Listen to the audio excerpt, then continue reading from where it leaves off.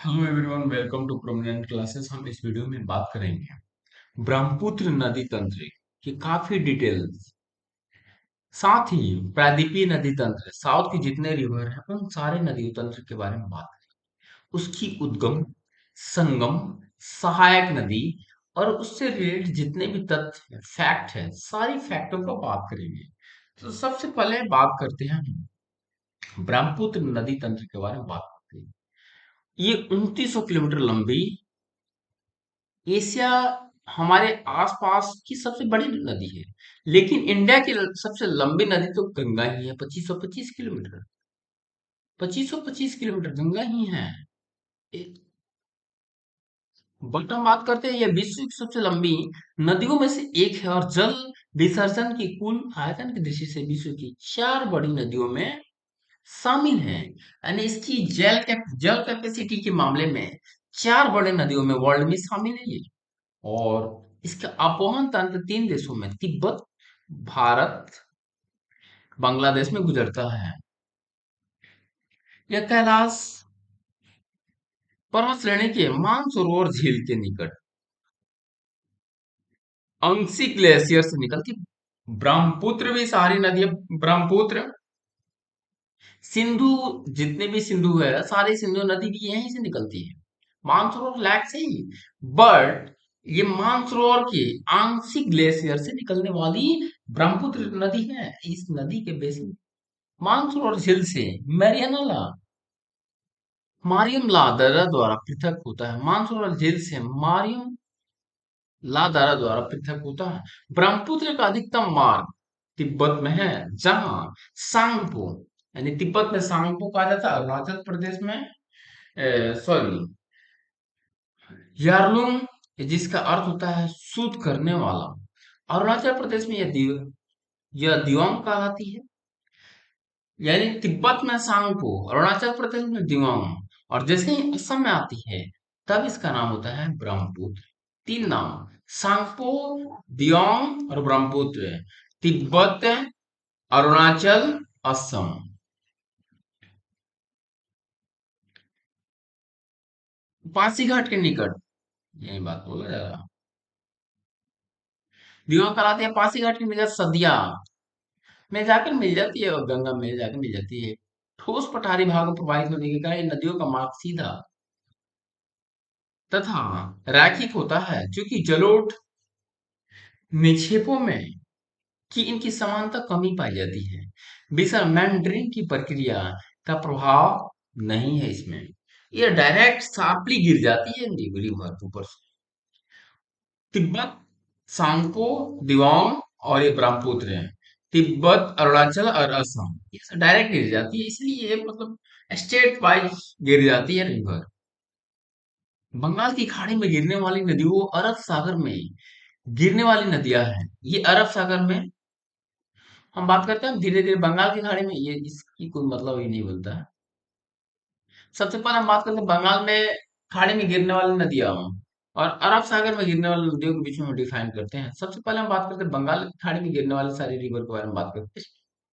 तो हम बात करते हैं बंगाल की खाड़ी में गिरने वाली रिवर के बारे में। सोनडेगा, यह नदियां रांची के दक्षिण पश्चिम पठार से निकलती है। छोटा नागपुर से यही निकलती है, दामोदर और सोनडेगा छोटा नागपुर पठार से ही निकलने वाली है। और अमरकंटक से सोन, नर्मदा, ये सारे रिवर अमरकंटक से निकलती है।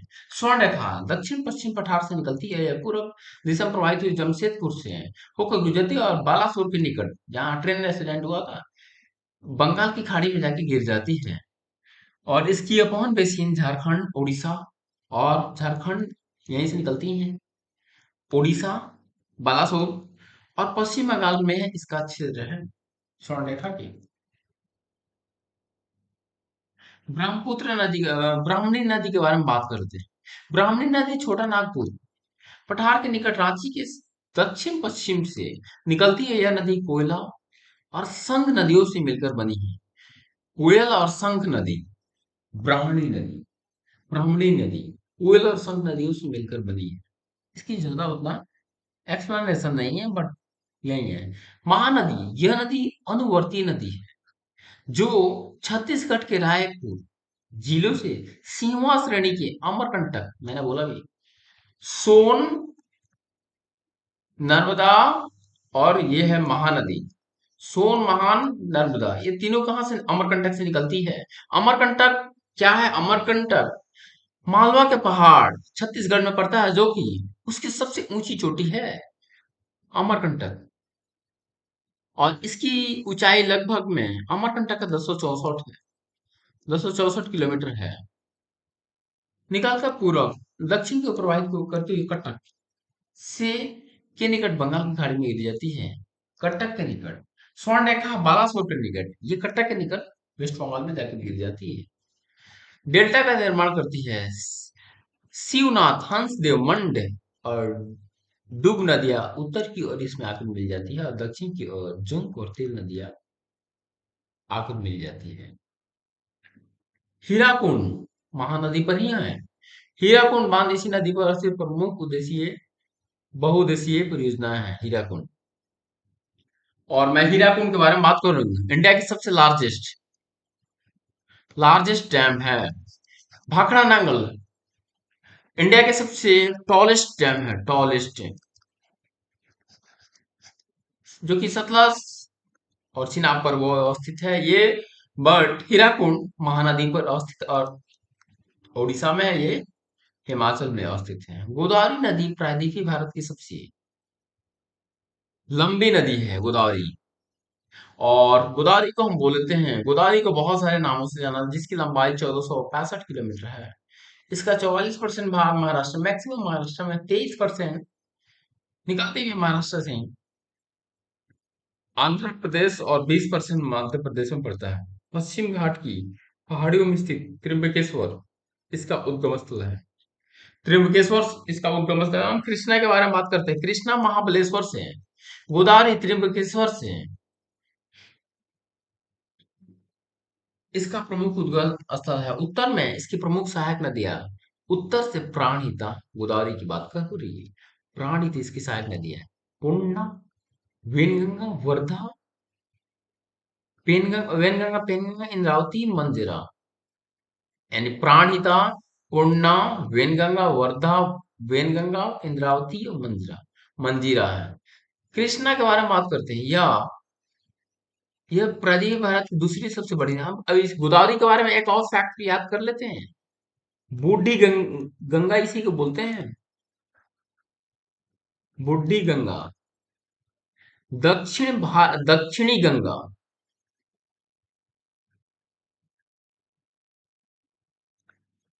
दक्षिण की गंगा, कावेरी को वहां की लग जाएगा बीच में, की लगेगा तो वो कावेरी से रिलेट कर सकते हैं।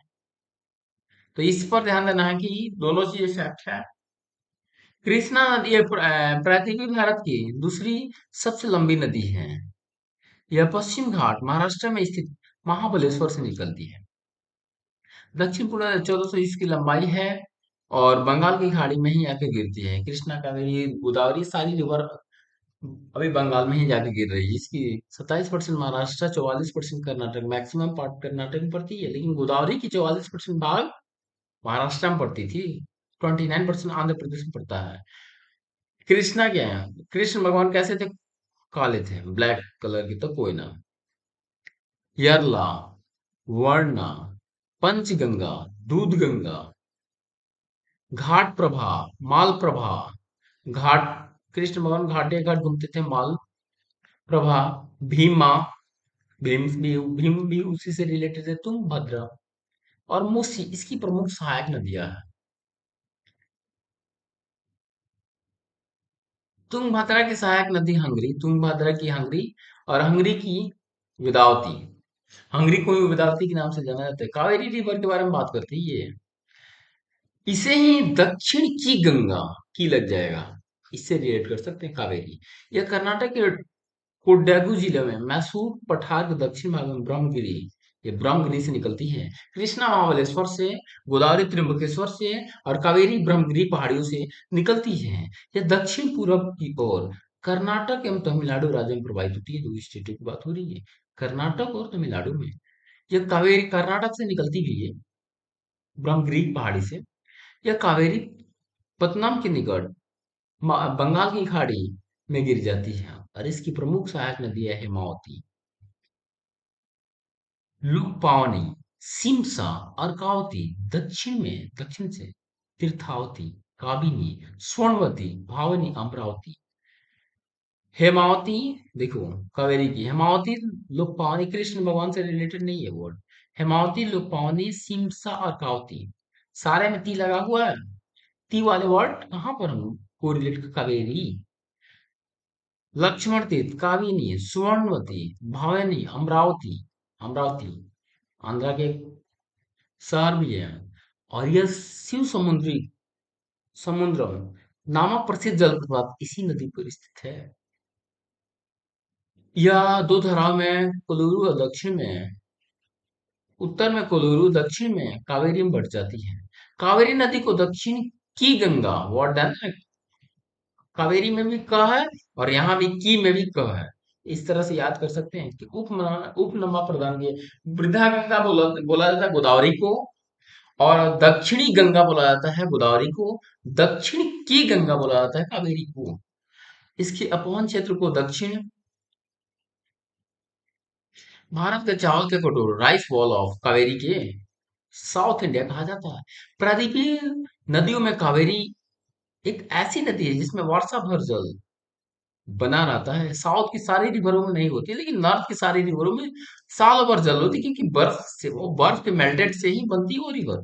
नॉर्थ की सारी गंगा ब्रह्मपुत्र तीर सिंधु, जितने भी रिवर हैं सारी, सारे रिवरों में वर्षा भर जल होता है, लेकिन ओनली साउथ की रिवर में वर्षा भर जल होने वाला है कौन है? कावेरी। मैसूर से 20 किलोमीटर दूरी पर इस नदी पर कृष्णा सागर जलाशय बनाया गया है कावेरी में। और साथ ही यह नदी श्रीरंगपट्टनम, शिव समुद्रम से होकर बहती है। और हेनेगल जलप्रपात कावेरी में ही है। शिव समुद्रम भी यही है। पेनार नदी के बारे में बात कर लेते हैं। यह कर्नाटक के कोलार जिले से नंदा नंदी दुर्ग पेनार नंदी दुर्ग पहाड़ी से निकलती है और बंगाल की खाड़ी में, सारी बंगाल की खाड़ी में गिरने वाली रिवर के बारे में बात हो रही है। तो ये बंगाल की खाड़ी में गिरती है और गंडी कुट्टा के निकट ये गहरा खाड़ा बनाती है और इसकी प्रमुख सहायक नदी है पेनार की जयमंगली, कुंदरेरू, सरी सगिलेरू, चित्रावती, पापागनी और चेयार। ये तो इम्पोर्टेंट नहीं है, लेकिन गोदावरी गोदावरी, कावेरी, इन सारी रिवरों का सहायक नदी बहुत ज्यादा ही इम्पोर्टेंट रखती है। और नदी ब्रह्मपुत्र की सारी सहायक नदियों का बहुत ज्यादा इम्पोर्टेंट होती है। पलार नदी के बारे में बात करते हैं। यह कर्नाटक राज्य के चिकबल्लापुर जिलों में स्थित एक नदी पहाड़ी से निकलती है। आंध्र प्रदेश के चित्तूर और तमिलनाडु के अर्काट जिलों से प्रवाहित होती है, बंगाल की खाड़ी में जाके गिर जाती है। सारी बंगाल की खाड़ी की बात पैगाई नदी के बारे में बात करते हैं। यह नदी तमिलनाडु के मदुरई जिलों में स्थित वारसनम पहाड़ी से निकलकर मदुरई, रामनाथपुरम आदि जिलों से प्रवाहित होती हुई पाक की खाड़ी में जाके गिरती है। अब आया पाक की खाड़ी की रिवर के बारे में बात कर रहा हूँ। ये सारी रिवर के बाद पाक की खाड़ी में गिरेंगी। खाड़ी मदुरई इसी नदी पर अवस्थित कौन? वैगई। वैगई पे कौन है? मदुरई। और ये कहाँ से निकलती है? वर्षानंद पहाड़ी से निकलती है वैगई, पाक की खाड़ी में गिरती है और मदुरई शहर इसी पर अवस्थित। ताम्रपर्णी नदी के बारे में बात करती है। तमिलनाडु के राजकीय तिरुनवेली जनपद की प्रमुख नदी है, जिसकी उद्गम दक्षिण सह्याद्री में स्थित है। अगस्त्यमलाई पहाड़ी की ढालों से होता है। यह मन्नार की खाड़ी में गिरती है। सारी अध्याय पाक की खाड़ी में गिरने वाले, मन्नार की खाड़ी में गिरने वाली रिवर हो रही है। उपयुक्त नदियों के अलावा चंबल, बेतवा, सिंध, काली, सेन, सोन, दामोदर इत्यादि नदियों भी प्रायद्वीपीय से उद्गम होती है और ये गंगा नदी तंत्र का हिस्सा बनकर बंगाल की खाड़ी में अपना जल विसर्जित करती है। अरब सागर में गिरने वाली नदी के बारे में बात करते हैं अब। नर्मदा नदी। नर्मदा नदी बहुत ज्यादा इंपॉर्टेंट है। एक होता है सतपुड़ा। सतपुड़ा की सबसे ऊंचा चोटी ध्रुवगढ़, बात करते हैं सतपुड़ा। और इधर होता है मालवा के पठार। इसी बीच से निकलने वाली नदी है नर्मदा। नर्मदा। और सतपुड़ा के ये इस सतपुड़ा के दोनों साइड निकलने वाली है नर्मदा। नर्मदा ताप्ती। तो पूछा जाता है कि सतपुड़ा के दोनों तरफ बहने वाली रिवर कौन है? नर्मदा और ताप्ती। लेकिन मालवा और सतपुड़ा के बीच बहने वाली कौन नदी है? नर्मदा सबसे इंपॉर्टेंट है ना। और ये अमरकंटक से निकलने वाली रिवर है। और नर्मदा की बहुत ज्यादा इंपॉर्टेंट है गुजरात और बहुत सारे स्टेटों के लिए इसकी कि सरदार वल्लभ भाई पटेल जो डैम है इसी पर अवस्थित है। सरदार सरोवर डैम। नर्मदा का उद्गम छत्तीसगढ़ में अमरकंटक मैकाल की पहाड़ी अमरकंटक से निकलती है और इसका 87% भाग मध्य प्रदेश में, 11.5% भाग गुजरात में और 1.5% भाग महाराष्ट्र में पड़ता है। लेकिन इसका जलों का जो डैम होता है इसका जल तीन राज्यों में है। बट इसका जल का लाभ जो होता है ओवरऑल चार स्टेटों को मिलता है, छत्तीसगढ़ को भी थोड़ा बहुत मिलता है इससे। यह अरब सागर में गिरने वाली है प्रायद्वीपीय भारत की सबसे लंबी नदी है, बहुत इंपॉर्टेंट है ये। वेस्टर्न साइड की सबसे बड़ी रिवर है। यह प्रायद्वीपीय भारत की सबसे बड़ी नदी है। Yes, अरब साइड में गिरने वाली। ऐसे तो ये गोदावरी है प्रायद्वीपीय की सबसे लंबी नदी गोदावरी, लेकिन प्रायद्वीपीय की अरब साइड में गिरने वाली सबसे लंबी नदी गो- नर्मदा है। यह उत्तर में विंध्याचल श्रेणी और दक्षिण में मैंने बोला ही बात विंध्याचल श्रेणी और दक्षिण में सतपुड़ा मैकाल इसी में पड़ता है, यहीं से क्रॉस करती हुई निकलती है। सतपुड़ा श्रेणी के भ्रंश घाटी से होकर प्रवाहित होती है और जबलपुर को निकट भेड़ घाट की संगमरमर चट्टानों में से जाती है, भेड़ घाट से क्रॉस करती है। एक भव्य कंदरा और कपिलधारा कपिलधारा जलप्रपात का निर्माण करती है भड़ौच के निकट। ज्वालामुखी द्वारा अरब सागर में जाके गिर जाती है भड़ौच के निकट। खंबात की खाड़ी में जाके गिर जाती है। अरब सागर में खंबात के पास में जाके क्रॉस करके गिर जाती है। ब्रह्म घाटी में प्रवाहित होने वाली के कारण इसमें अवसाद का अभाव होता है। तावा, बरनेर, बेड्डर, दूधी, हिरना, बरना, कोनार, माचक आदि इसकी प्रमुख सहायक नदी है। कौन कौन? तावा, बरनेर, बेड्डार, दूधी, हिरन, बरना, कोनार या माचक इसकी सबसे इंपॉर्टेंट नदी है, सहायक नदी है। ताप्ती के बारे में बात करें, यही मैंने बात की जस्ट। ताप्ती के बारे में बात करें तो सबसे पहले हम बात करें कर चुके हैं विंध्याचल या मैकाल इसी को बोलते हैं। मैकाल के नीचे सतपुड़ा पड़ता है और सतपुड़ा के नीचे पड़ता है कौन? सतपुड़ा के नीचे जो भी रिवर पड़ता है तो इसी से सतपुड़ा के नीचे वाले पार्ट से ही ताप्ती निकलती है और यहाँ से नर्मदा निकलती है। तो पूछा जाता है सतपुड़ा के दोनों साइड बहने वाली नर्मदा और ताप्ती है और विंध्याचल और सतपुड़ा के बीच बहने वाली कौन है? नर्मदा है। तो ताप्ती जो है बैतूल जिले के मध्य प्रदेश के बैतूल जिले के मुल्ताई तफ और ताप्ती मुल्ताई में भी तह है।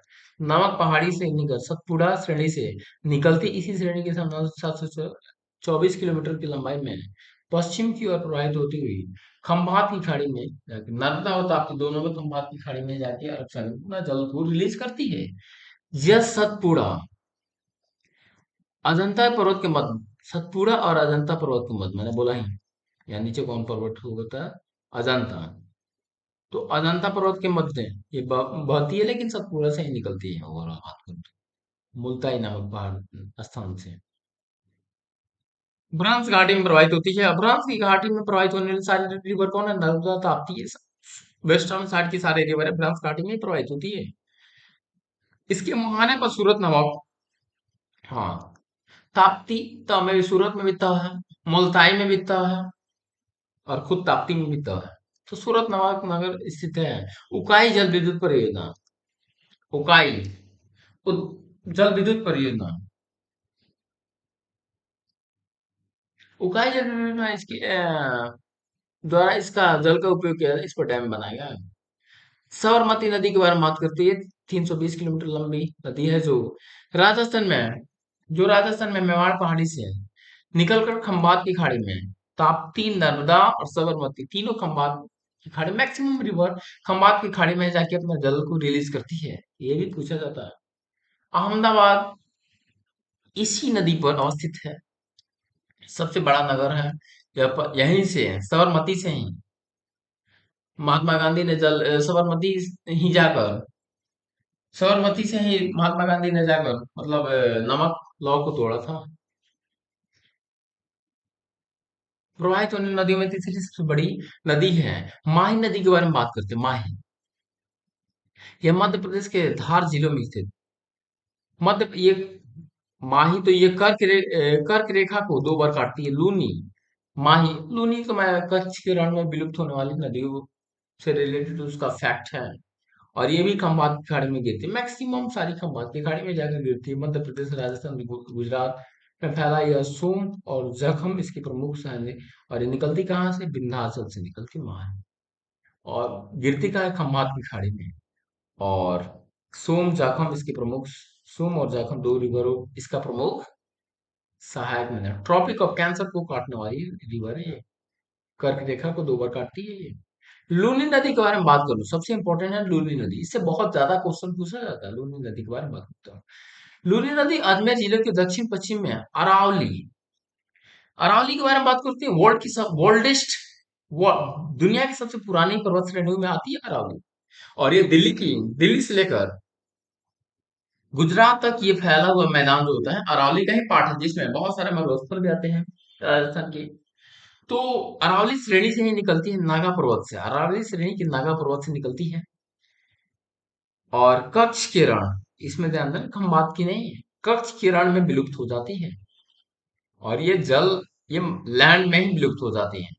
सरस्वती, जवाई, सुखड़ी, लिलटी, मिठाई नदियां इसकी प्रमुख सहायक नदियां हैं। सरस्वती का उद्गम पुष्कर झील से हुआ। पुष्कर झील यही राजस्थान पड़ता है। सरस्वती नदी का उद्गम कहाँ से हुआ? पुष्कर झील से हुआ।